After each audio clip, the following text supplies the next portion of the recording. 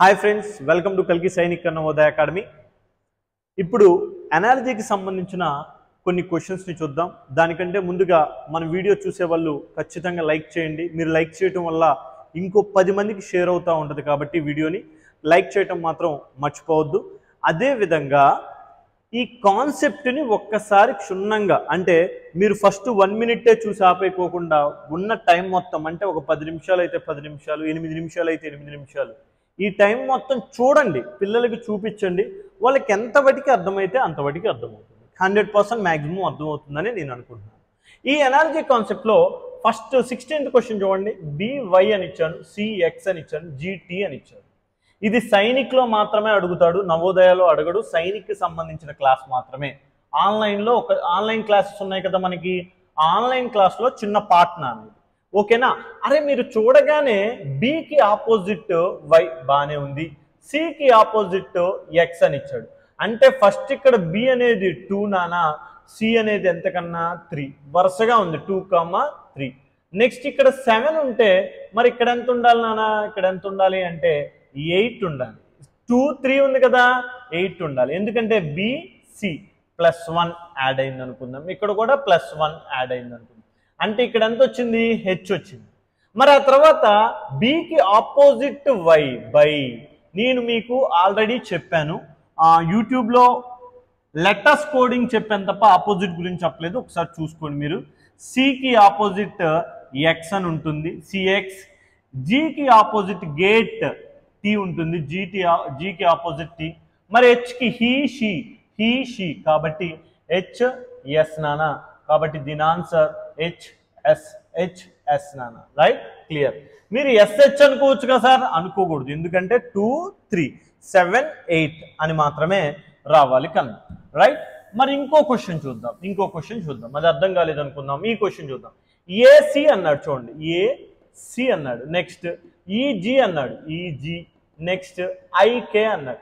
ఈ రెండింటి మధ్య ఉన్న రిలేషను ఇక్కడ వచ్చే ఆన్సర్తో అండ్ ఈ రెండింటి మధ్య ఉండే రిలేషన్కి ఈక్వల్గా ఉండాలి. ఏ అంటే ఎంత నానా? 1, సి అంటే ఎంత? 3, ఈ అంటే ఎంత నానా? 5, జీ అంటే 7.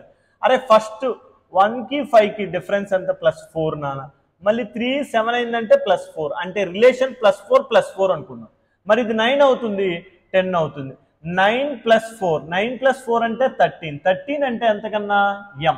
13 అంటే ఎంత నానా? ఎం నానా. క్లియర్. మరి అలానే 10 + 4, 14. 14 అంటే ఎంత నానా?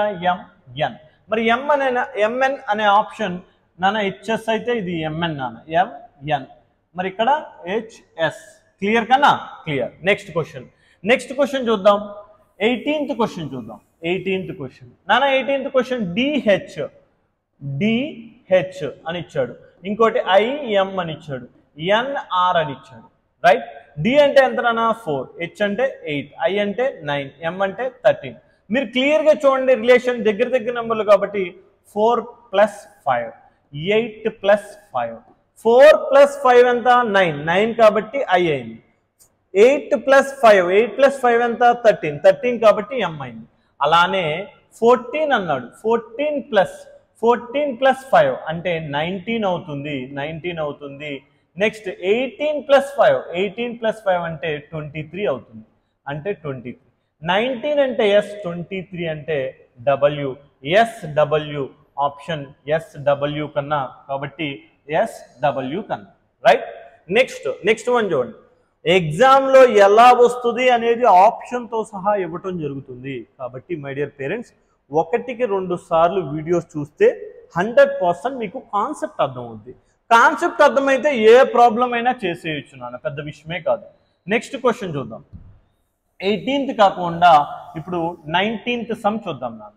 19th సమ్ వచ్చేసరికి యూఎఫ్ అన్నాడు, UF. Next SH, next QJ అన్నాడు నాన్న, క్యూజే అన్నాడు. రైట్? ఇప్పుడు యూఎఫ్ అంటే యూకి ఆపోజిట్ ఎఫ్ అని. యూ అంటే మ్యాక్సిమం 21 నానా, ఎఫ్ అంటే 6. ఎస్ అంటే ఎంత నానా? 19, హెచ్ అంటే 8 కన్నా. రైట్? క్యూ అంటే 17, జే అంటే 10 నాన్న. ఇప్పుడు ఇక్కడ చూడండి మీరు, 21 F6, S19 H8, Q17 J10. అరే 21కి 19కి డిఫరెన్స్ ఎంత నానా? -2. మరి ఇక్కడ +2 ఈ వర్షన్లో చూసుకోవచ్చు. ఈ వర్షన్లో చూసుకున్నట్లయితే మరి ఇక్కడ 17కి -2 వేద్దాం. ఎంత అవుద్ది అప్పుడు 15 అవుద్ది. 15 అంటే ఇక్కడ ఎంత వస్తుంది నాన్న ఓ అని వస్తుంది. మరి ఇక్కడ నాన్న +2 అంటే ఎల్ వస్తుంది. కానీ అక్కడ ఆప్షన్లో చూడండి నాన్న ఓఎల్ అనే కాన్సెప్ట్ ఉంది కదా, ముందు చూడండి ఓఎల్ అంటే 12 ఓఎల్ ఉంది కదా, ఓఎల్ ఉంది కాబట్టి ఖచ్చితంగా ఆన్సర్ ఓఎల్ అవుతుంది కన్నా, రైట్, ఓఎల్ అవుతుంది. అలా కాకుండా ఇక్కడ చూడండి ఎల్ఓఓఎల్ అంటే ఆపోజిట్ లెటర్స్ వస్తాయి అని చెక్ చేసుకున్నా ఆపోజిట్ లెటర్ వస్తుంది అనేసి మనం సింపుల్గా చూడవచ్చు కన్నా, రైట్. నెక్స్ట్ క్వశ్చన్ చూడండి, JTLVNX అంటే ఇక్కడ జే ఇచ్చాడు, టీ ఇచ్చాడు. నెక్స్ట్ ఇంకోటి ఏంటన్నా LV సచ్ దట్ NX ఏమొస్తుంది అనేసి మెన్షన్ చేశాడు. నాన్న JT అంటే J అంటే ఎంత 10, T అంటే 20, L అంటే 12, V అంటే 22. ఇది సేమ్ రా +2 సిరీస్, ఇది కూడా నాన్న +2 సిరీస్. మరి ఇక్కడ 14 అన్నాం, ఇక్కడ +2 సిరీస్ అంటే ఎంత నాన్న 16. మరి ఇక్కడ 24 అంటున్నాం, +2 సిరీస్ అంటే నాన్న ఎంత వస్తుంది, +2 అంటే 26. PZ అనేది ఫస్ట్ ఆప్షన్లోనే ఉంది నాన్న, PZ కన్నా PZ క్లియర్. ఈ రకంగా దీంట్లో సుమారు ఒక 40 క్వశ్చన్స్ దాకా ఉన్నాయి. ఈ 40 క్వశ్చన్స్ని మీ పిల్లలు నేర్చుకోగలిగితే ఎనాలజీ చాలా సింపుల్గా చేసేస్తారు, రైట్. దాంట్లో ఎనాలజీలో ఉన్న ఒక చిన్న కొన్ని క్వశ్చన్స్ అంటే మినిమం ఒక 5 క్వశ్చన్స్ని తీసుకొని మీకు వివరించడం జరిగింది. కాబట్టి మేము చెప్పే విధానాన్ని మీరు చూస్తున్నారు. ఆల్రెడీ నేను విజయవాడలో కూడా స్టార్ట్ చేశాను, విజయవాడలో కూడా స్టూడెంట్స్ వస్తూనే ఉన్నారు. అండ్ నందిగాంలో స్టార్ట్ చేశాను, నందిగాంలో కూడా వస్తూనే ఉన్నారు. ఇక్కడ my dear parents, application date అయిపోయే లోపైన ఒకసారి మీరు ఆలోచించండి. అప్లికేషన్ డేట్ అయిపోయే లోపైన మీరు జాయిన్ చేసినట్లయితే మీ పిల్లలకి కాస్తో కూస్తో న్యాయం జరిగింది. అలా కాకుండా కొంతమంది చివరి 2 నెలలు జాయిన్ చేద్దాం, చివరి 3 నెలలు జాయిన్, లేకపోతే 1 నెల జాయిన్ చేద్దాం, మా ఊడికి 1 నెల చాలు, స్కూల్లో మార్కులు మా ఊడికి బాగా వస్తాయి కాబట్టి మా ఊడికి 1 మంత్ చాలు, ఇలాంటి మాటలు ప్రయోగాలు చేసేటట్లయితే అంటే సీటు వచ్చినా రాకపోయినా ఏం కాదు అనుకుంటే అలాంటి ప్రయోగాలు చేయండి, లేకపోతే అలాంటి ప్రయోగాలు చేయమాకండి, ఎందుకంటే రాదు కాబట్టి, రైట్. ఎందుకు అంటే పిల్లవాడికి మీరే ఆలోచించండి, లాస్ట్ 2 months అసలు ఒక పేపర్ విధానం అర్థమవటానికి చాలా టైం పడుతుంది. అంటే పేపర్లో వచ్చే విధానం కానీ డిఫరెంట్ క్వశ్చన్స్ వాడు చూసి ఆబ్జెక్టివ్ ఓరియంటల్లో ఒక్కొక్క ఆప్షన్ని తీసుకోవాలి అంటే చాలా టైం పడుతుంది. నెంబర్ ఆఫ్ ఎగ్జామ్స్ కూడా రాయాల్సి వస్తుంది.